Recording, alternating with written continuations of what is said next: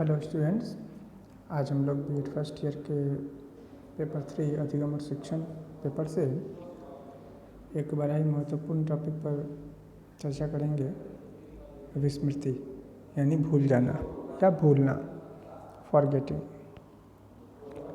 वैसे ये क्लास हो चुका है, लेकिन इसे रिवीजन किया जाए यह भी आवश्यक है, और इसमें जो कमियां रह गई होंगी आपको समझने में या मुझे समझाने में, इस पर हम लोग अभी चर्चा कर ही लेते हैं। देखिए, विस्मृति या भूलना सुनने में जितना आसान लगता है, इसकी प्रकृति उतनी आसान नहीं है, उतना सरल नहीं है, जटिल है। और शिक्षण अधिगम प्रक्रिया के विभिन्न बाधाओं में एक सबसे बड़ी बाधा इसे मानते हैं, भूल जाना या विस्मृत हो जाना। अब एक प्रश्न उठता है कि भूलना या विस्मृत हो जाना क्या नॉर्मल है, प्राकृतिक है, सामान्य है, या ये होना चाहिए अथवा नहीं, और अगर होना चाहिए तो इसकी प्रतिशत कितनी होनी चाहिए, विस्मृति कितना होना चाहिए। सामान्य शब्दों में विस्मृति जितना कम होता है, स्मृति उतना ही अधिक ठोस होता है। इसलिए इस बात से भी हम नकार नहीं सकते हैं कि आप भूल नहीं सकते हैं। भूलना एक सामान्य प्रक्रिया है। अधिगम करता अगर कोई कार्य करता है और उसके दौरान वह कुछ भूलता है या विस्मृत हो जाता है, तो यह शिक्षण अधिगम प्रक्रिया में सामान्य मानना चाहिए इस गतिविधि को। स्मृति की भांति विस्मृति भी एक मानसिक क्रिया है। अंतर केवल इतना है कि स्मृति एक निष्क्रिय और विस्मृति एक निष्क्रिय और नकारात्मक क्रिया है। क्योंकि विस्मृति हम लोग चाह कर तो करते नहीं, या कोई छात्र ये अपनी इच्छा से भूलना चाहता नहीं है, इसीलिए इसे निष्क्रिय माना गया है और नकारात्मक क्रिया भी माना गया है, क्योंकि इससे हानि है। यदि विस्मृति अधिक होने लगती है, तब यह व्यक्ति में असामान्य व्यवहार पैदा करता है। जब हम कोई नई बात सीखते हैं या नया अनुभव प्राप्त करते हैं, तब हमारे मस्तिष्क में उसका चित्र अंकित हो जाता है। हम अपनी स्मृति की सहायता से उस अनुभव को अपनी चेतना में फिर लाकर उसका स्मरण करते हैं, पर कभी कभी हम ऐसा नहीं भी कर पाते हैं। यह असफल क्रिया जो होती है, यही विस्मृति कहलाती है। दूसरे शब्दों में, भूतकाल के किसी अनुभव को वर्तमान चेतना में लाने की असफल क्रिया विस्मृति कहलाती है।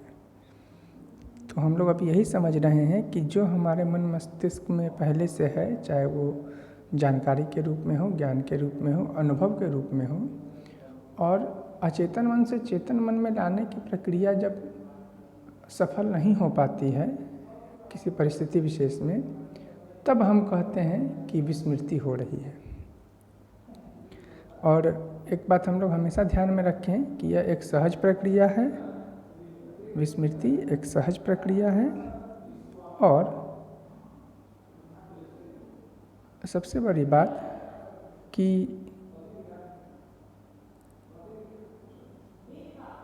यह नकारात्मक है।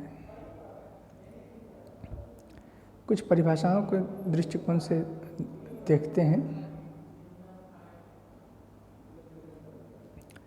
मन, हमारे एक मनोवैज्ञानी है मन, उन्होंने बताया है कि सीखी हुई बात को स्मरण रखने या पुनः स्मरण करने की असफलता को विस्मृति कहते हैं। मतलब कि जिस बात को हम और आप स्मरण कर चुके हैं या रखना चाहते हैं या पुनः स्मरण करना चाहते हैं, इस कार्य में अगर असफल हो रहे हैं, अर्थात विस्मृति हो रही है। ड्रेवर महोदय ने कहा है, विस्मृति का अर्थ है किसी समय प्रयास करने पर भी अपने पूर्व अनुभव का स्मरण करने या पहले सीखे हुए किसी कार्य को करने में असफलता।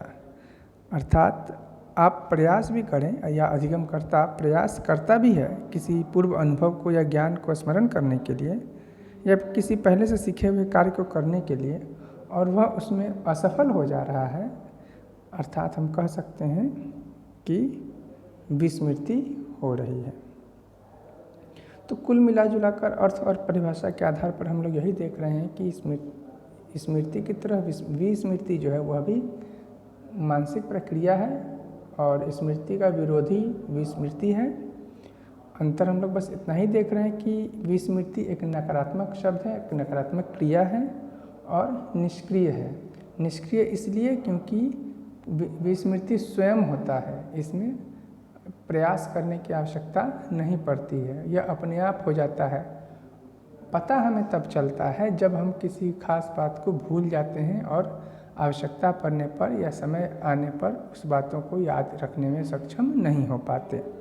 अतः विस्मृति को सामान्य मानना चाहिए। यह एक सामान्य परिघटना है शिक्षण अध्यापन कार्य में छात्रों के साथ, अधिगमकर्ताओं के साथ यह होना सामान्य है। ठीक है।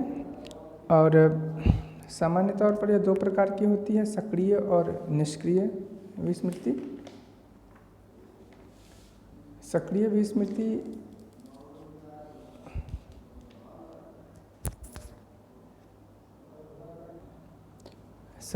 विस्मृति उसे कहेंगे जिसमें व्यक्ति किसी बात को भूलने का प्रयत्न करके उसे भुला देता है, अर्थात वह भूलने का काम प्रयत्न करके जानबूझकर करता है। हम विस्मृति की क्रिया द्वारा अपने दुखद अनुभव को स्मृति से निकाल देते हैं। कई बार ऐसा होता है कि कुछ बातें हम याद नहीं रखना चाहते हैं, हमारे जीवन में कुछ घटनाएं ऐसी होती है जो दुखद होती हैं, परेशान करने वाली होती है और हम चाहते हैं कि वो भूल जाए। और ऐसी परिस्थिति में जब आप भूलने की क्रिया या विस्मरण करने की जो प्रक्रिया करते हैं, यह सक्रिय विस्मृति कहलाती है।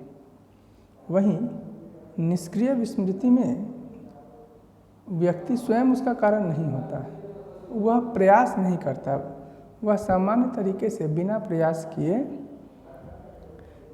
किसी भी घटना को विस्मृत हो जाता है। सामान्यतः उसे यह भी पता नहीं होता है कि वो किन घटनाओं को भूल रहा है। समय और परिस्थिति आने पर जब याद करने का प्रयास किया जाता है और जब स्मरण में वो बातें नहीं आती हैं, तब पता चलता है कि फलां बात या वो बात विशेष जो है उसका विस्मरण हो गया है।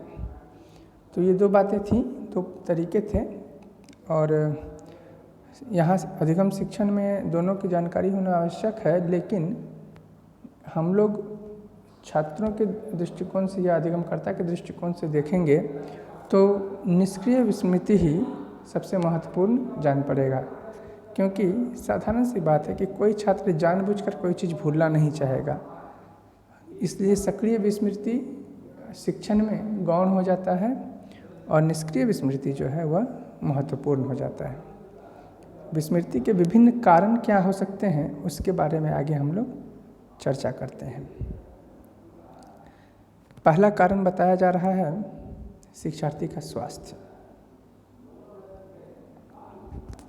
देखिए, कहीं ना कहीं जो कहा गया है कि स्वस्थ तन में ही स्वस्थ मन का निवास है, ये गलत नहीं कहा गया है।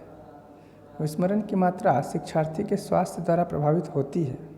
यदि शिक्षार्थी प्रायः रोगग्रस्त रहे या उसका स्वास्थ्य खराब हो जाए तो उसका परिणाम यह होता है कि वह किसी पाठ के सीखने से उत्पन्न स्मृति चिन्हों को अधिक समय तक याद नहीं रख पाता। फलस्वरूप वह सीखे गए विषयों को जल्द ही भूल जाता है। स्वास्थ्य ठीक रहने पर उनमें स्मृति चिन्हों को धारण करने की क्षमता अधिक होती है। निश्चित तौर पर अगर स्वास्थ्य अच्छा है तो स्मृति चिन्ह को धारण कर सकते हैं और लंबे समय तक और उचित तरीके से कर सकते हैं। देखिए, स्मृति चिन्ह क्या है, यही एक प्रश्न आप लोगों के मन में आ रहा होगा, इसे भी हम लोग क्लियर कर लें। जब आप कोई घटना को देखते हैं, समझते हैं या स्मरण करने का प्रयास करते हैं, तो स्मरण करने के दौरान हमारे दिमाग में विभिन्न प्रकार के चित्र, आयाम, शब्द या कुछ ऐसे आंकड़े बनते हैं जो दिखते तो नहीं हैं, लेकिन उन्हें शिक्षण के दौरान या स्मरण करने के दौरान जो स्मरण कर रहा है उन्हीं से उनका केवल संबंध बनता है। मतलब कि उन क्लू, ट्रिक, तरीके, तस्वीर कुछ भी हो सकता है। ये जो स्मृति चिन्ह होते हैं ये किसी भी रूप में हो सकते हैं, जो आपको तब आपके सामने आता है जब आप याद करने के दौरान क्रियाशील रहते हैं, और कभी भूलने के दौरान उन्हीं स्मृति चिन्हों में से कोई एक आध चिन्ह आपके सामने अचानक से प्रकट हो जाता है, तब आपको सारी बातें पुनः स्मरण में आने लगती है। अर्थात यह स्मृति चिन्ह क्रियाशील होने पर सीधे सीधे छात्र से संबंधित होता है। अब ये स्मृति चिन्ह मजबूत कब होता है? जब शिक्षार्थी का स्वास्थ्य अच्छा होता है, उसका मानसिक स्वास्थ्य भी सही होता है, ताकि वह इन स्मृति चिन्हों को धारण कर सके। जब आप याद करते हैं या स्मरण करते हैं तो आंकड़े आप पढ़ते हैं या बोलते हैं या सुनते हैं, लेकिन आंकड़े अक्षरशः आपके दिमाग में छपते नहीं हैं। दिमाग में क्या आती है? दिमाग में आते हैं वही स्मरण चिन्ह, और यही स्मरण चिन्ह आपको आपकी बातों को याद रखने के लिए मदद करता है। तो ये स्मरण चिन्ह के बारे में हम लोगों ने चर्चा की।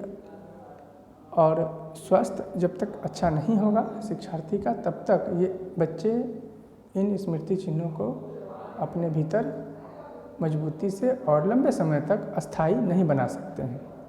अतः कहीं न कहीं विस्मृति में शिक्षार्थी का स्वास्थ्य बड़ा महत्वपूर्ण कारण सिद्ध होता है। ठीक है, ये बात अगर समझ में आ गई है तभी आगे की बातें समझ में आएंगी। अब इसके दूसरे कारण को देखते हैं। विस्मृति का दूसरा कारण है मानसिक वृत्ति। मानसिक वृत्ति से तात्पर्य है मेंटल सेट।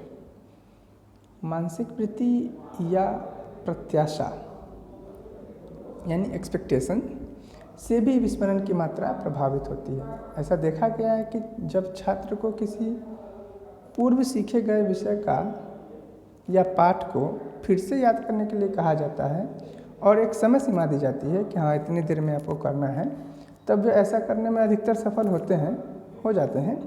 लेकिन जब शिक्षार्थी को पुनः स्मरण करने के लिए समय न दिया जाए या अचानक से ही कह दिया जाए कि चलो अभी कर लो, अभी तुरंत सुनाओ, समय नहीं मिलेगा, तब उनकी मानसिक वृत्ति वैसा करने की नहीं होती है ना, तब उन्हें स्मरण करने में समस्या आती है, क्योंकि उसे इस बात के लिए प्रत्याशा यानी एक्सपेक्टेशन नहीं होती है।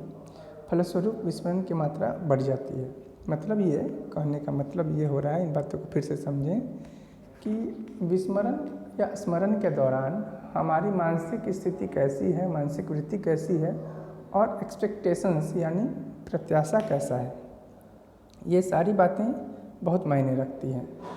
अगर आप बच्चों को कहते हैं बच्चे आपके पास 5 मिनट का टाइम है, कोई फला टॉपिक आपसे हम अभी पूछेंगे, उसका स्मरण कर लीजिए, इसका एक अलग रिजल्ट आएगा। और उन्हीं बच्चों को अचानक से कहेंगे हम अभी जस्ट तुरंत आपसे पूछने जा रहे हैं और आपको कोई समय नहीं दे रहे हैं, इस दौरान जो रिजल्ट आएगा इसका आंकड़ा और उसका आंकड़े, दोनों आंकड़े में ज़मीन आसमान का फ़र्क होगा। इसीलिए कहने का यह तात्पर्य है कि बच्चे जो याद भी करना चाहेंगे वह भी भूल जाएंगे अगर आप उन्हें समय नहीं देते हैं तो।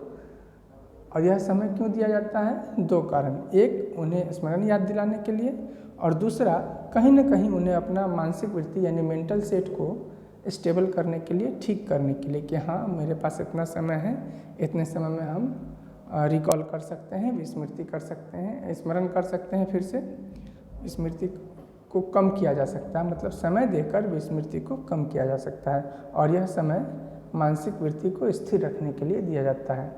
तभी बच्चों के अंदर जो प्रत्याशा होती है, जो एक एक्सपेक्टेशन होता है कि हाँ हमारे पास इतना समय है और हम इतने दिन में इस काम को कर लेंगे, और बच्चे कर भी लेते हैं।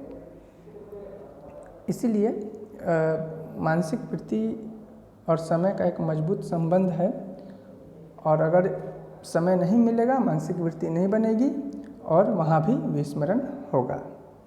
तो दूसरा कारण बड़ा महत्वपूर्ण था विस्मृति का, मानसिक वृत्ति की स्थिति कैसी है यह जानना। ठीक है, एक अगला वीडियो में मैं इसके आगे बताऊंगा। धन्यवाद।